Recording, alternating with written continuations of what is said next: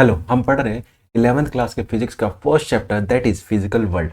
In last class हमने cover किया था व्हाट इज फिजिक्स एंड हमने स्टार्ट किया था स्कोप ऑफ फिजिक्स मतलब ब्रांच ऑफ फिजिक्स। ठीक है, तो हमने देखे थे classical physics and modern physics. आज हम उसको डिटेल में पढ़ेंगे कि ब्रांच ऑफ फिजिक्स है क्या। ठीक है, तो स्टार्ट करते हैं। That is branch of physics. तो लिखिए मेरे साथ, branch of physics.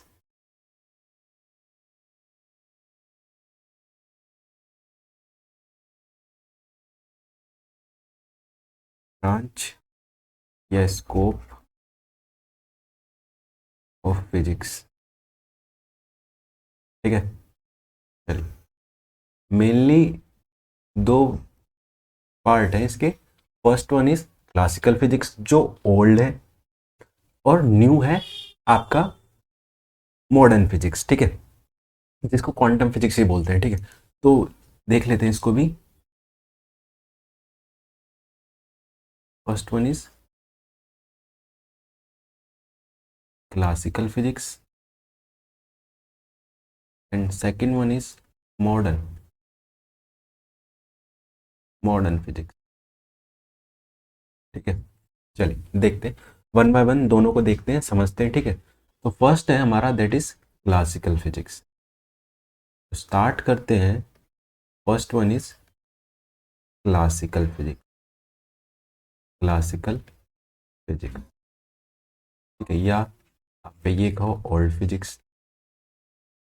Old physics का मतलब बहुत पुराने टाइम से हम इन कॉन्सेप्ट को जानते हैं। मॉडर्न फिजिक्स जो अभी अभी चीज़ें डेवलप्ड हुई है, जो जैसे एटम लेवल पे, वो मॉडर्न फिजिक्स में आ जाता है। ठीक है, चलिए देखिए क्या होता है आपका क्लासिकल फिजिक्स। क्लासिकल फिजिक्स क्या होता है, ये मैक्रो लेवल पे हम इस पे स्टडी करते हैं। ठीक है, जैसे आपका मैकेनिक्स हो गया। मैकेनिक्स में आपके बहुत सारे चैप्टर जो हम पढ़ेंगे 11th क्लास में, आपका 95% तो पूरा मैकेनिक्स ही है आपकी 11th क्लास में। ठीक है, देखिए क्या होता है क्लासिकल फिजिक्स, समझिए इस चीज़ को।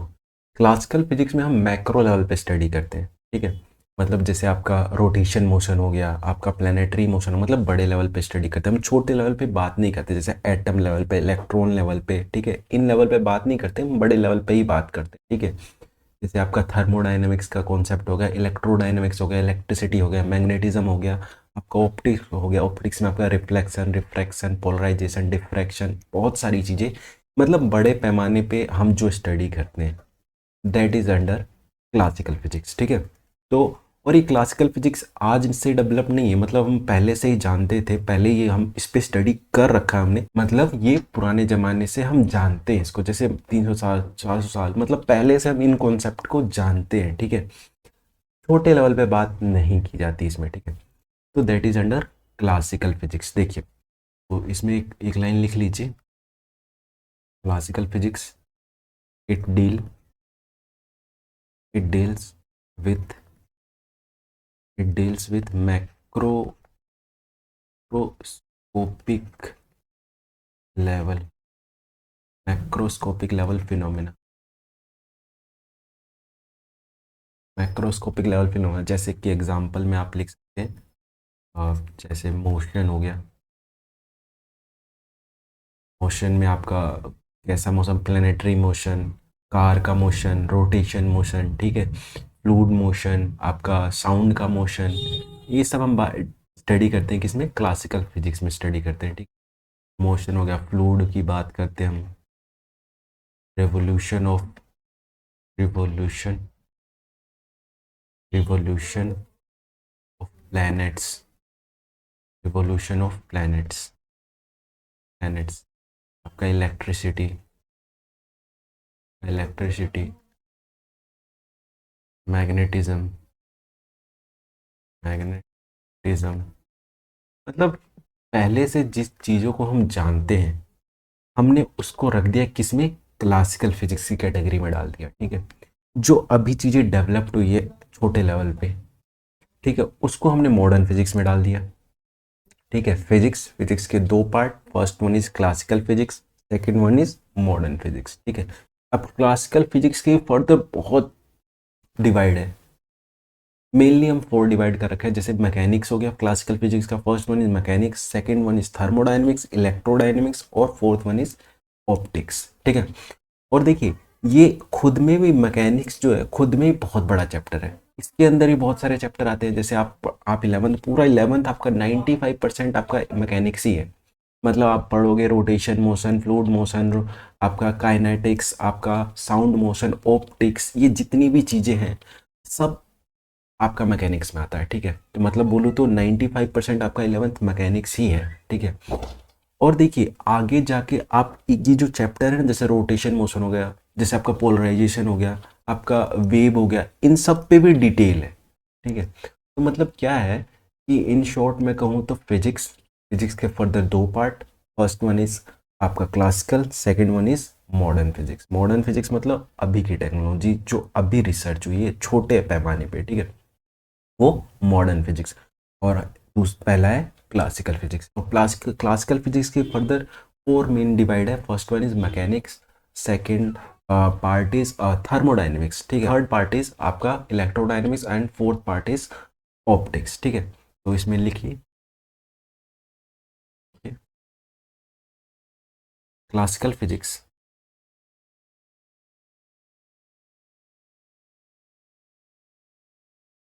Classical classical physics, classical physics have four branch. ठीक है, क्लासिकल फिजिक्स है फोर ब्रांच। देखिए वन बाय वन सब। First one is mechanics, second one is thermodynamics, thermodynamics, thermodynamics.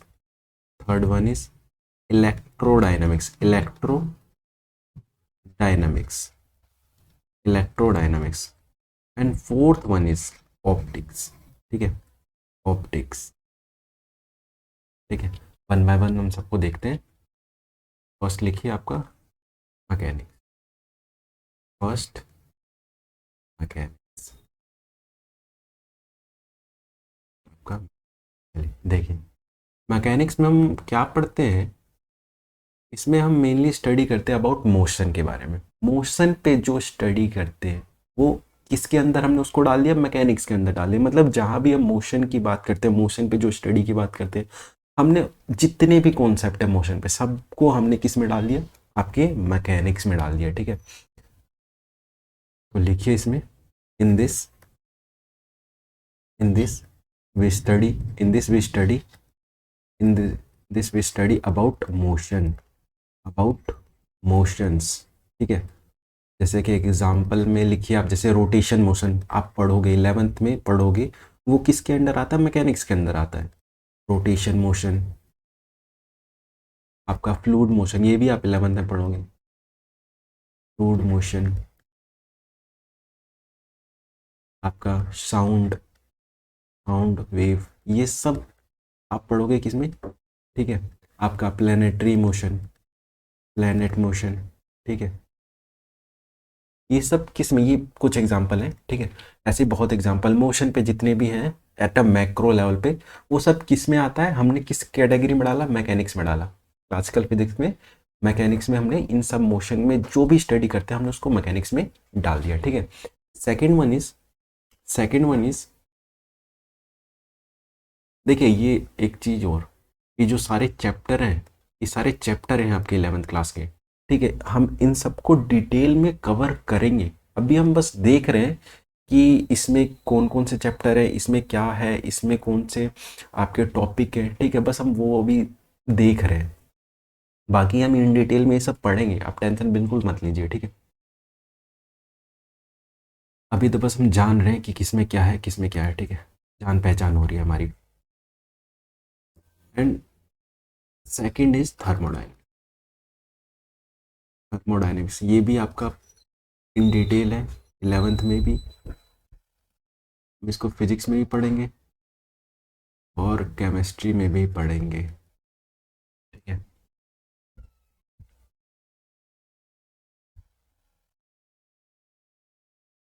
इसमें क्या करते हैं, इसमें हम स्टडी कर थर्मोडाइनमिक्स, हम बात ही करते हैं हीट के बारे में। थर्मो मतलब हीट। ठीक है, तो स्टडी अबाउट हीट, हम हीट पे स्टडी करते हैं। ठीक है, किसमें, थर्मोडाइनमिक्स में। इसको हम डिटेल में पढ़ेंगे, आपके केमिस्ट्री में भी पढ़ेंगे और फिजिक्स में भी पढ़ेंगे, ठीक है। टाइम पे हम जब इसका ये चैप्टर आएगा तब हम इसको डिटेल में पढ़ेंगे, ठीक है। अभी बस इतना समझिए कि थर्मोडाइनमिक्स में बस हम किस पे स्टडी करते हैं, हम स्टडी करते हैं हीट पे, ठीक है। लिखिए इसमें study, study about heat, heat पे स्टडी करना। जैसे एग्जांपल में आपका टेम्परेचर हो गया, टेम्परेचर हो गया,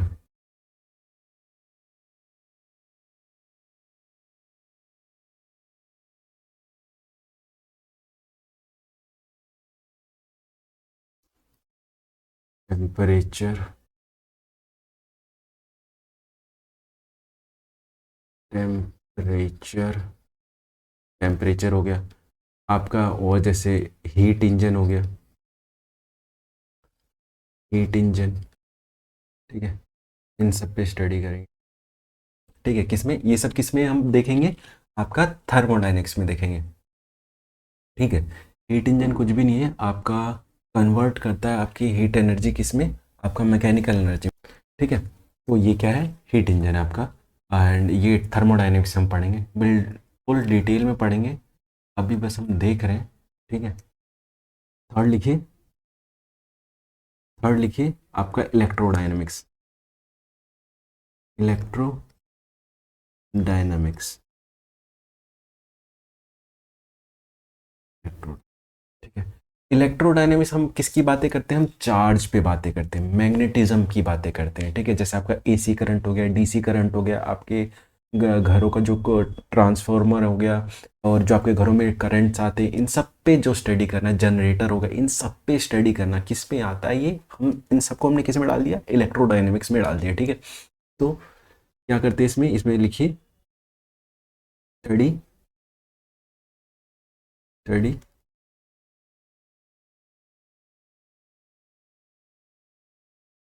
study, study about, study about charge, study about charge and magnetism, and magnetism, magnetism, magnetism, ठीक है।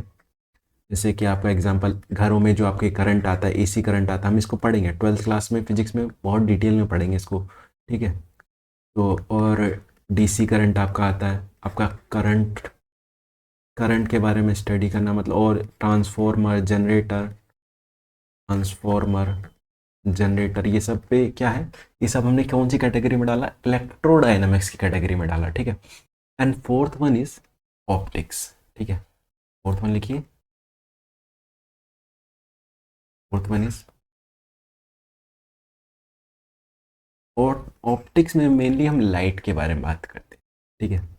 जैसे कि आपका रिफ्लेक्शन हो गया, रिफ्रैक्शन हो गया, डिस्पर्सन हो गया, आपका इंटरनल रिफ्लेक्शन हो गया, इंटरफेरेंस हो गया, पोलराइजेशन हो गया, आपका मिरर लेंस हो गया, आपका माइक्रोस्कोपिक हो गया, लेंस हो गया, मिरर हो गया, आई, आई के बारे में, आई, और आपका रेनबो हो गया, इन सब पे स्टडी करना, और ही बहुत होते हैं, ठीक है। ये सब किस में आते हैं, हमने किस कौन सी कैटेगरी में डाला, ऑप्टिक्स में डाला। इन सब चीज़ों को हम किस में पढ़ते हैं, ऑप्टिक्स में पढ़ते हैं, ठीक है। तो इसमें लिखिए, लिखिए इसमें study about, study about light, light के बारे में पढ़ते हैं। जैसे कि लाइट के बारे में, जैसे कि आपका refraction, refraction, reflection, sorry reflection, refraction, refraction, आपका डिस्पर्सन, हम पढ़ेंगे वन बाय वन, हम सबको डिटेल में पढ़ेंगे, ठीक है। पोलराइजेशन, लेंस, मिरर, सब हमने किस में डाला, आपका, आपका आई, रेनबो, ये सब हमने कौन सी कैटेगरी में डाला, आपके ऑप्टिक्स में डाला, ठीक है। ये सब हमने कौन सी कैटेगरी में डाला, ऑप्टिक्स में डाला, ठीक है। नाउ ये बातें थी क्लासिकल फिजिक्स की, मतलब क्लासिकल फिजिक्स हम इन सब पे मोटा मोटी जो हमने देखा, इन सब पे पढ़ते हैं, ठीक है। नाउ ये सब तो हम पहले से जानते थे, ठीक है, मतलब ओल्ड, ओल्ड फिजिक्स है ये, ठीक है। नाउ टेक्नोलॉजी जैसे जैसे बढ़ी, एडवांसमेंट जैसे जैसे बढ़ी, हमने और छोटे लेवल पे स्टडी की, ठीक है, जैसे कि आपके एटम लेवल पे, आपके मॉलिक्यूल लेवल पे, इन सब पे स्टडी की, ठीक है। जैसे कि हमने क्यों स्टडी की वो समझते हैं पहले। जैसे कि मान लो एक एग्जांपल समझते हैं, जैसे मान लो एक कार है, कि हमें क्यों जरूरत ही पड़ी मॉडर्न फिजिक्स की, ठीक है। जैसे मान लो एक कार है,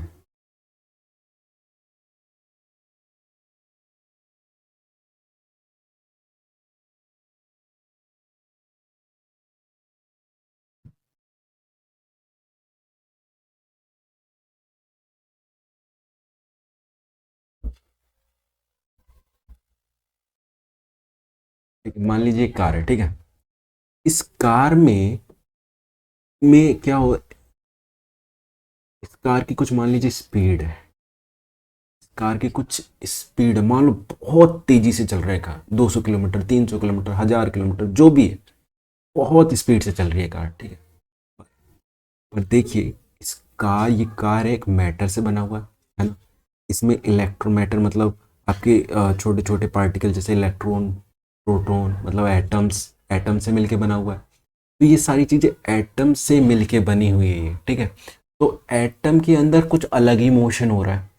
देखिए कार अपनी स्पीड से चल रही है, बट एटम के अंदर जो मोशन हो रहा है उसको कोई फर्क नहीं पड़ रहा कार किस स्पीड से चल रही। तो कार की स्पीड अलग और एटम की स्पीड अलग, मतलब एटम लेवल पे देखें तो छोटे लेवल पे उनकी स्पीड ही अलग है, उनकी तो कहानी ही अलग है, और कार की स्पीड ही अलग है, तो दोनों कुछ मैच नहीं खा रहा। और हम इसको बिल्कुल डिटेल तरीके से नहीं समझा सकते अपने मैकेनिक्स के कॉन्सेप्ट से, ठीक है। क्योंकि इनके कॉन्सेप्ट ही अलग हो जाते हैं, इनके फिनोमिना ही चेंज हो जाते हैं, इनके मोशन, इनके सारे कॉन्सेप्ट चेंज हो जाते हैं। तो हम वो और इलेबोरेट करना था और अच्छे से समझना था, तो हमने नई technology lie, that is modern physics. मतलब नई टेक्नोलॉजी से हमने इस पे पढ़ाई की, इस पे स्टडी की, ठीक है। वो सब हमने किस में डाल दिया, मॉडर्न फिजिक्स में डाल दिया, ठीक है। तो इसीलिए हमें जरूरत पड़ी किसकी, मॉडर्न फिजिक्स की, ठीक है। क्योंकि दोनों लेवल पे कहानी चेंज है, ठीक है, वहां पे कहानी कुछ और यहाँ पे कहानी ही कुछ और है, ठीक है। तो speed of car, car moving, ये आप एग्जांपल बेशक लिख सकते करते। सेकेंड वन इज मॉडर्न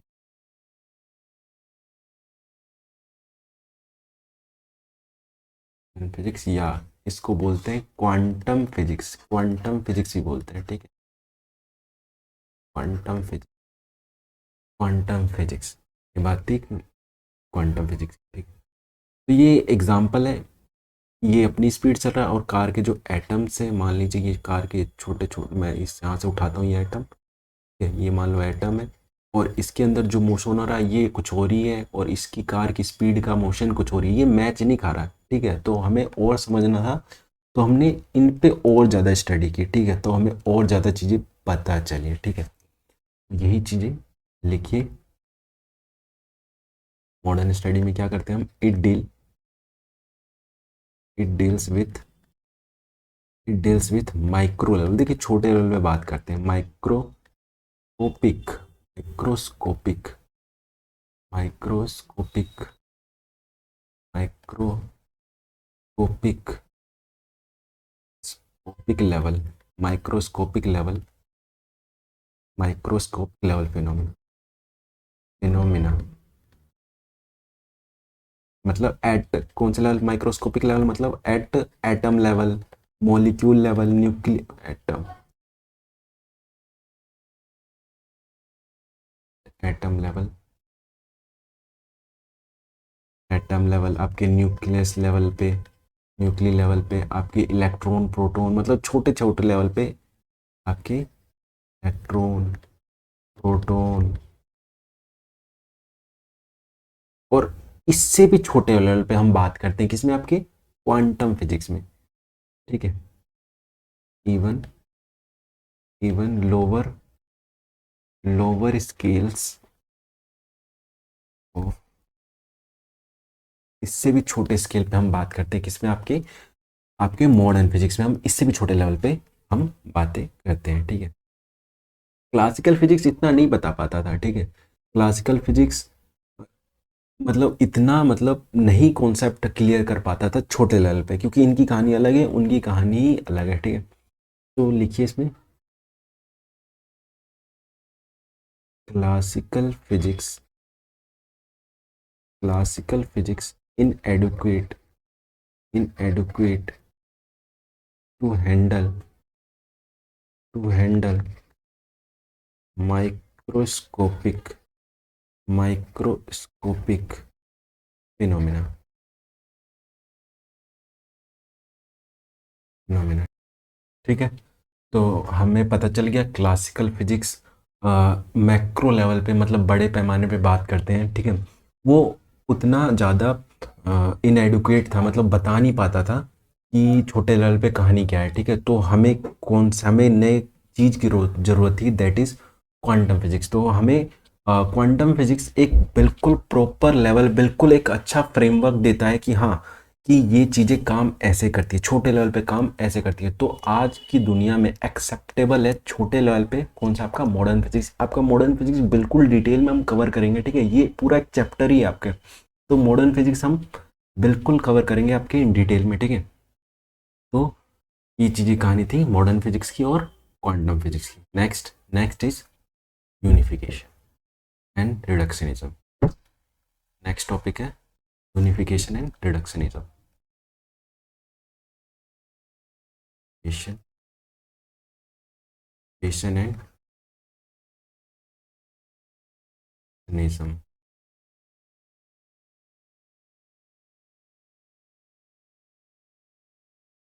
इसको भी समझते हैं वन बाय वन कि क्या होता है।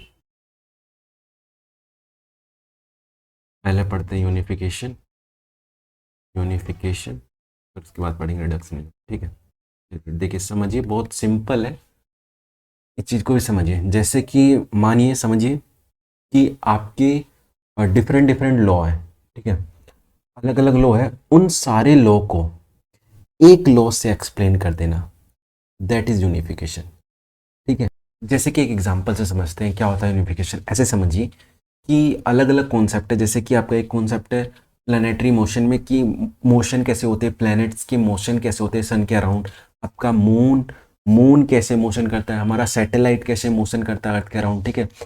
जैसे कोई भी चीज़ें छोड़ते हैं तो नीचे ही क्यों गिरती है, ठीक है। और ये सारी चीज़ें, ये सारी चीज़ें अलग अलग कॉन्सेप्ट है, ठीक है। इन सब को क्लब किया एक कॉन्सेप्ट ने, दैट इज ग्रेविटेशनल कॉन्सेप्ट, ठीक है। तो देखिए gravitational concept, law of gravity, इन सब को क्या कर रहा है, क्लब कर रहा है, कि सारे अलग अलग कॉन्सेप्ट, अलग अलग फिनोमिना है, बट उन सब को एक ही लॉ बता देता है कि सारे ग्रेविटेशनल से ही हो रहे हैं। जैसे आपका प्लानिटरी मोशन, इसमें भी ग्रेविटेशनल कॉन्सेप्ट लग रहे हैं। आपका कोई भी चीज़ फ्री फॉल हो रही है, ये भी ग्रेविटेशनल, मतलब देख रहे हैं अलग अलग फिनोमिना है, बट इनको एक ही कॉन्सेप्ट से बता देना, that is that is unification, ठीक है। तो उसको कहते हैं यूनिफिकेशन। लिखिए इसमें, लिखिए different law, different law, different law valid for different phenomena, valid for different phenomena, phenomena, phenomena, ठीक है। In into a into a into a single theory, into a single theory, single single single theory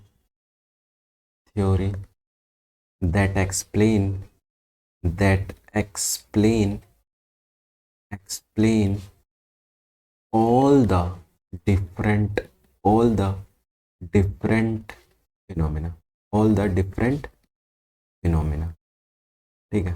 मतलब अलग अलग phenomena एक ही आपके law से बता दिया जाए, एक ही फिनोमिना से एक्सप्लेन कर दिया, एक ही थ्योरी से एक्सप्लेन कर दिया जाए सारे फिनोमिना को, ठीक है। दैट इज यूनिफिकेशन, यूनिफिकेशन, ठीक है, दैट इज यूनिफिकेशन। जैसे कि ये जो एग्जांपल बताया वो लिख भी लीजिए। जैसे कि कोई भी दो बॉडी है, जैसे इसका मास कुछ है, इसका मास कुछ है, जैसे इसका मास है m1, और इसका मास है m2, मतलब ये कुछ kg का, ये कुछ kg का, दोनों का अलग अलग मास है, ठीक है। इन दोनों के बीच में कुछ डिस्टेंस है, r डिस्टेंस है, ठीक है, r डिस्टेंस इन दोनों के बीच में। तो इन दोनों पे जो ग्रेविटेशनल फोर्स लगेगा that is m1 m2 upon r², ठीक है। ये आपका यूनिवर्सल है ये कॉन्सेप्ट, ठीक है। लॉ ऑफ ग्रेविटेशन, ये कौन सा कॉन्सेप्ट बताता है? आपका लॉ ऑफ ग्रेविटेशन सारे चीज को क्लब कर देता है, ठीक है। आपका लॉ ऑफ ग्रेविटेशन, ठीक है। आपका एक थ्योरी, ये लॉ ऑफ ग्रेविटेशन बहुत सारे फिनोमेना को एक्सप्लेन कर देता है। जैसे जैसे आपका 1 बाय 1 2-3 फिनोमेना लिख लीजिए। जैसे आपका कौन कौन से फिनोमेना, जिससे कि एक दो एग्जांपल में, जैसे कि आपका planetary motion, planetary motion, planetary motion, आपका जैसे कि free fall, free fall, free fall मतलब कोई भी चीज़ मतलब छोड़ देना आराम से गिर जाता है, फ्री फॉल। ये भी कौन सा कॉन्सेप्ट है? इसको भी समझाया कैसे हमने? लॉ ऑफ ग्रेविटेशन से, ग्रेविटेशनल कॉन्सेप्ट से हमने इस फिनोमेना को भी समझाया, ठीक है। तो अलग अलग फिनोमेना को एक कॉन्सेप्ट से समझा देना, that is unification, unification, that is unification, ठीक है। और एक और एग्जांपल लेते हैं।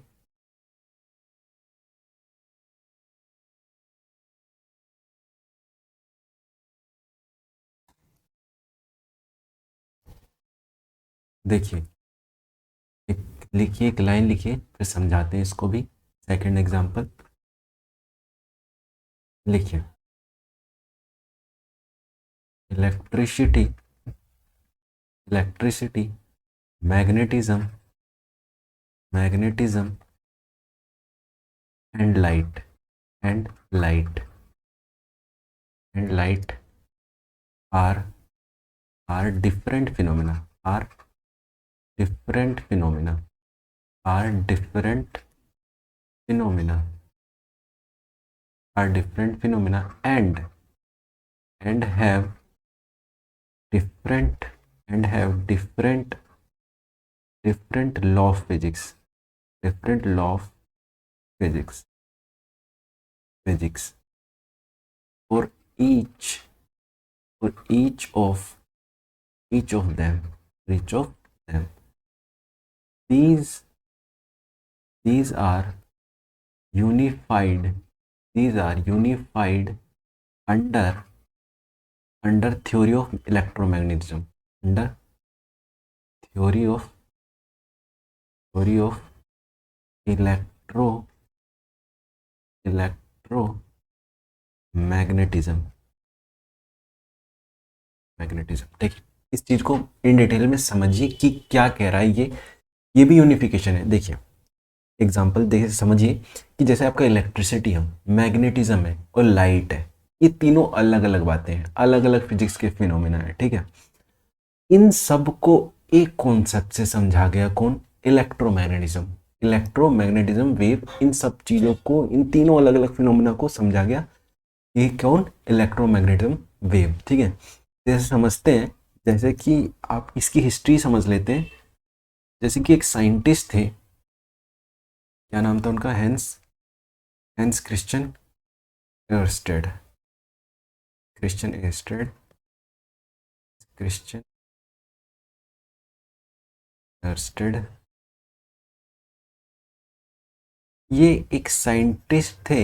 इन्होंने क्या बताया? इन्होंने ये बताया कि अगर कोई कंडक्टर, अगर कोई कंडक्टर या कॉइल, इसके थ्रू अगर हम करंट पास करें, अगर यहाँ से करंट पास हो रहा है, अगर करंट पास हो रहा है इस कंडक्टर से, तो क्या होगा?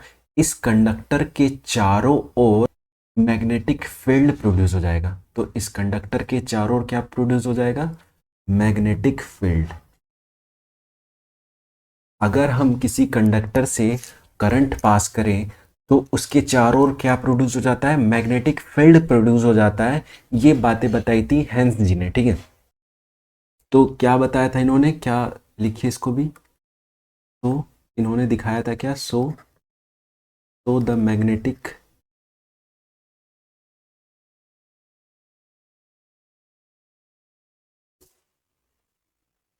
So the so the magnetic effect so the magnetic effect of electric electric current, electric current. तो इन्होंने क्या समझाया था कि कंडक्टर के अंदर से अगर हम करंट पास करें तो उसके चारों ओर मैग्नेटिक फील्ड जनरेट हो जाती है। ये चीजें किसने बताई थी, हैंस क्रिश्चियन जी ने बताई थी। तो ये फिजिक्स का एक फिनोमेना है, ठीक है। नाउ एक और साइंटिस्ट थे, उनका नाम था Faraday, Michael Faraday, Michael Michael Faraday Michael Faraday. इन्होंने क्या बताया था, इन्होंने ये बताया था अगर हम किसी किसी अगर हम अगर हम किसी कॉइल या कंडक्टर के चारों ओर अगर हम मैग्नेटिक फील्ड को चेंज करें तो इसमें से क्या पास हो सकता है, इसमें से पास हो सकता है आपका करंट। समझिए इस चीज को। हेंस जी ने बताया था कि अगर कंडक्टर से करंट पास करे तो चारों तरफ जनरेट हो जाता है magnetic field. But Michael Faraday ji ने बताया था अगर हम कंडक्टर के चारों ओर मैग्नेटिक फील्ड चेंज करते रहे तो इसमें से क्या पास हो सकता है, इस कंडक्टर से पास हो सकता है आपका करंट, ठीक है। तो इस कंडक्टर से क्या पास हो सकता है आपका करंट। अगर हम इसके चारों ओर अगर ऐसे कुछ मैग्नेटिक फील्ड चेंज करते रहे तो इसमें से क्या पास हो सकता है, करंट पास हो सकता है, ठीक है। ये बातें किसने बताई, माइकल फैराडे जी ने बताई। देखिए दोनों अलग अलग फिनोमिना है पर दोनों एक ही बातें बता रहे हैं कि आपके करंट से प्रोड्यूस हो सकता है मैग्नेटिक फील्ड, और फैराडे जी कह रहे हैं कि आपके मैग्नेटिक फील्ड से प्रोड्यूस हो सकता है कि आपका करंट, ठीक है। तो दोनों अलग अलग फिनोमिना है। तो जब हेंस जी ने बताया तो ये अलग फिनोमिना था, और जब माइकल फैराडे ने इसी फिनोमिना को और इलेबोरेट मैनर में करके दिखाया, रिवर्स में करके दिखाया, तो इन दोनों को यूनिफिकेशन मिला कि या ये एक ही फिनोमिना से हम दोनों बातें बता सकते थे, ठीक है।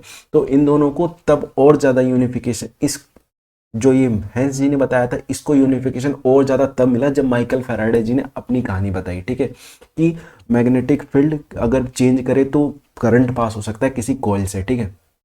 तो और ज्यादा यूनिफाइड मिला। इस चीज को और ज्यादा यूनिफिकेशन तब मिला जब मैक्सवेल जी ने अपनी चार इक्वेशन दी। आपकी चार इक्वेशन क्या क्या थी, इलेक्ट्रोस्टैटिक की, मैग्नेटिज्म की, इलेक्ट्रोडायनेमिक्स की, और इलेक्ट्रोमैग्नेटिक आपका इलेक्ट्रोमैग्नेटिज्म की। इन्होंने इन चार इक्वेशन से और ज्यादा इन कॉन्सेप्टों को यूनिफिकेशन दिया, ठीक है। कि उन्होंने कहा कि आपका जो चार्ज है और मैग्नेटिक है, इन दोनों से जुड़ा हुआ है आपका इलेक्ट्रोमैग्नेटिक वेव, वे बोले तो लाइट या रेडिएशन, इन दोनों से मतलब चार्ज से और मैग्नेटिक से, इन दोनों से जुड़ा हुआ है क्या आपका इलेक्ट्रोमैग्नेटिक वेव। ये किसने बताया था, मैक्सवेल जी ने बताया था अपनी चार इक्वेशन के थ्रू, ठीक है। वो हम डिस्कस करेंगे, आपके बिल्कुल डिटेल में डिस्कस करेंगे आपके 12th क्लास में। ये पूरा चैप्टर यही आप पढ़ेंगे पूरे 12th में, ठीक है। अभी तो हम बिल्कुल थोड़ा थोड़ा देख रहे हैं कि कौन सी बातें क्या है, ठीक है। नेक्स्ट देखिए, ये भी थोड़ा लिख ही लीजिए मैक्सवेल जी के बारे में कि मैक्सवेल जी ने क्या बताया। मैक्सवेल जी ने आए और अपनी चार इक्वेशन से बताया कि और ज़्यादा यूनिफिकेशन मिला हैंस जी के और माइकल फैराडे के कॉन्सेप्ट को, और ज़्यादा यूनिफिकेशन मिला, मतलब इलेक्ट्रिसिटी से आपका मैग्नेटिक फील्ड प्रोड्यूस हो रहा है और मैग्नेटिक फील्ड से आपका करंट प्रोड्यूस हो रहा है, ठीक है। और ज़्यादा यूनिफाइड तब मिला जब मैक्सवेल जी ने और ज़्यादा इसको इलेबोरेट किया, ठीक है। तो मतलब अलग अलग फिनोमिना को हम बिल्कुल छोटे तरीके से बता सकते हैं, एक ही कॉन्सेप्ट से बता सकते हैं, ठीक है। तो मैक्सवेल जी की चार इक्वेशन और इक्वेशन कौन कौन सी है। फर्स्ट वन आपका electrostatics. Second one is magnetism magnetism. Third one is electro Diana Diana and fourth one is electromagnetic wave. Electromagnetic wave. तो देखिए 4 इक्वेशन मैक्सवेल जी ने दिए और ज़्यादा यूनिफिकेशन मिला, ठीक है। तो जो हमारा एग्जाम्पल था ये वाला, आप समझिए, देखिए इसी एग्जाम्पल को मैंने बताया वाला जो एग्जाम्पल है आपका, अब पढ़िए इस एग्जाम्पल को कि electricity, magnetism and light are different phenomena and have different law of physics. अलग अलग फिजिक्स के लॉ हैं, ठीक है, अलग अलग फिनोमेना ये सब। For each of them these are unified under theory of electromagnetism, ठीक है। ये सब कॉन्सेप्ट को कौन बता गया? इलेक्ट्रोमैग्नेटिज्म वेव, इन सब थ्योरी ऑफ को बता गया, ठीक है। ये चीज़ें अब समझ में आ रही है, ठीक है, वही हम मैंने डिस्कस किया, ठीक है। नाउ ये बातें थी हमारी किसकी? यूनिफिकेशन की, ठीक है। Now next is reductionism. देखिए next is, one is reductionism.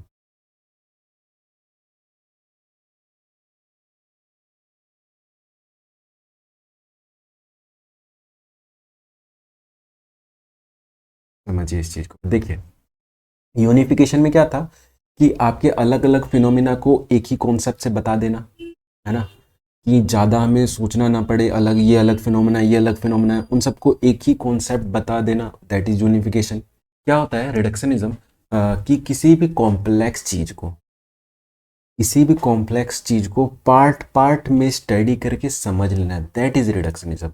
जैसे जैसे कि आपका मान लीजिए एक जनरेटर है, जनरेटर में खुद में ही एक वास्ट है, हमें उसे समझना है, तो हम क्या करेंगे, उसके एक एक पार्ट पकड़ेंगे कि हाँ इसका ये पार्ट है, ये स्लिप है, स्लिप के बारे में पढ़ो, रोटेटरी के बारे में पढ़ो, इसके कॉइल्स के बारे में पढ़ो, है ना, इसके मूव मूव जो पार्ट मूव करता है उसके बारे में पढ़ो, ठीक है। तो हम पार्ट पार्ट में स्टडी करके हम पूरे कॉम्प्लेक्स चीज को समझ लेते हैं, दैट इज रिडक्शनिज्म। मतलब कि कोई भी कॉम्प्लेक्स कॉन्सेप्ट है उसको पार्ट पार्ट में स्टडी कर लेना और समझना, दैट इज रिडक्शनिज्म, ठीक है। तो इसमें एक लाइन लिखिए, एक लाइन लिखिए, in this in this in this we study complex मतलब भारी चीजें, कॉम्प्लेक्स मतलब कॉम्प्लेक्स कॉन्सेप्ट इन पार्ट। मतलब डिफिकल्ट हो रहा है हमें बड़े पैमाने पे उसे पढ़ने में, तो हम उस कॉम्प्लेक्स को हम छोटे छोटे लेवल पे हम उसको तोड़ के हम उस पर स्टडी करते हैं, इन पार्ट फॉर्म और इजी टू अंडरस्टैंड,